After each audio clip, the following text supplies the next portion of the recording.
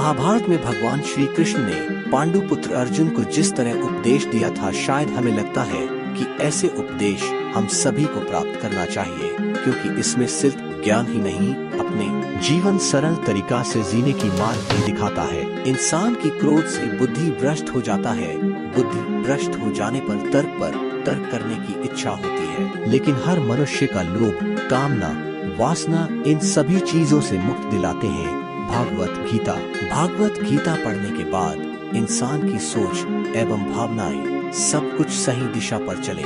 मित्रों, आइए जानते हैं श्रीमद्भागवत गीता का 18 ज्ञान की बातें। सुख एवं आनंद मनुष्य के भीतर ही निवास करता है, परंतु मनुष्य उस स्त्री में, घर में और बाहरी सुखों प्राप्त के लिए ढूंढ रहा है। श्री कृष्ण कहते हैं कि भगवान उपासना केवल शरीर से ही नहीं बल्कि मन से भी करना चाहिए। ईश्वर का वंदन उन्हें प्रेम बंधन में बांधता है। मनुष्य की वासना के लिए ही उसके पुनर्जन्म का कारण होती है। इंद्रियों के अधीन है मनुष्य, इसलिए जीवन में विकार और परेशानियां आती है। अपने को धैर्य, सदाचार, स्नेह और सेवा जैसे गुण सत्संग के बिना नहीं आते हैं। श्री कृष्ण कहते हैं, जिस प्रकार शरीर से वस्त्र मैल होने पर बदलते हैं, ठीक उसी प्रकार मन में यानी हृदय में मैले होने से उसे निकाल देना चाहिए। जवानी में जिसने ज्यादा पाप किए हैं, उसे बुढ़ापे में नींद नहीं आती, उस बात से बताते हैं। भगवान ने जिसे संपत्ति दी है, उसे गाय रखकर सेवा करनी चाहिए, इससे भगवान प्रसन्न होते हैं। जुआ,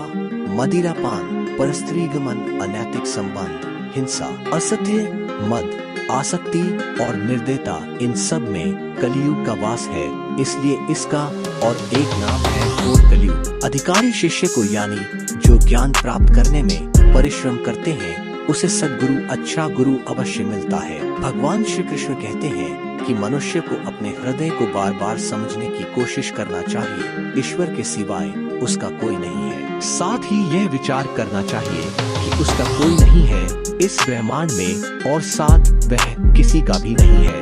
भोग में क्षणिक क्षण भर के लिए सुख प्राप्त होता है, साथ ही त्याग में स्थायी आनंद है। श्री कृष्ण कहते हैं कि सत्संग ईश्वर की कृपा से मिलता है, परंतु कुसंगति में पड़ना मनुष्य के अपने ही विचारों के कारण होता है। लोभ और मोह माया, किसी से अधिक लगाव पाप के माता पिता कहा जाता है, साथ ही लोभ पाप का बाप ही है। श्री कृष्ण कहते हैं कि स्त्री का धर्म है कि रोज तुलसी और पार्वती का पूजन करें, इससे उनकी सुख समृद्धि हमेशा बने रहते हैं। मनुष्य को अपने मन और बुद्धि पर हमेशा विश्वास नहीं करना चाहिए, क्योंकि ये बार बार मनुष्य को दगा देते हैं। खुद को निर्दोष मानना बहुत बड़ा गुनाह साबित होता है। पति पत्नी पवित्र रिश्ता बनाए रखने से भगवान पुत्र के रूप में उनके घर आने की इच्छा रखते हैं। भगवान इन सभी कसौटियों पर कसकर जांच परख कर ही मनुष्य को अपनाते हैं, इसलिए मन में गलत विचार नहीं रखना चाहिए। सदैव आप किसी के साथ प्रेम भाव से रहना चाहिए।